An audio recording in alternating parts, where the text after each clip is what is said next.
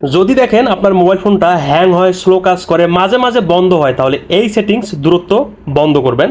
যে কোনো mobile phone হোক না কেন, প্রথমে সেটিংস অপশনটা খুঁজে বের করে ওপেন করবেন। একটু নিচে দেখতে পারবেন, স্ক্রল করে আসার পর এই যে অ্যাপস আছে এখানে ক্লিক করবেন। ডান করারে 3টা ডট আছে, এই যে এখানে ক্লিক করবেন। দ্বিতীয় নম্বর স্পেশাল অ্যাক্সেস, এখানে আপনারা ক্লিক করবেন। দেন এখান থেকে আপনারা একটু নিচে আসবেন, আসার পর দেখতে পারবেন এই যে অপশনটা দেওয়া আছে ইউজেস ডাটা অ্যাক্সেস, এখানে আপনারা ক্লিক করবেন।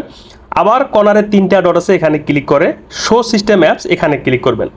এখানে আপনারা প্রথম এই যে দেখতে পারবেন অ্যান্ড্রয়েড সিস্টেম, এটা আপনারা বন্ধ করে দিবেন যদি চালু করা থাকে। একটু নিচে আসবেন, ডিভাইস হেলথ সার্ভিসেস, এটা যদি চালু করা থাকে বন্ধ করে দিবেন। সব থেকে গুরুত্বপূর্ণ আরেকটা আছে, একটু নিচে আসবেন স্ক্রল করে, একটু নিচে আসার পর দেখতে পাবেন যে পার্সোনাল ডাটা, এটাও আপনারা বন্ধ করে দিবেন যদি চালু করা থাকে। এগুলো সব সময় আপনাদের ডাটাগুলো স্ক্যানিং করে থার্ড পার্টি অ্যাপ্লিকেশনের সঙ্গে শেয়ার করে।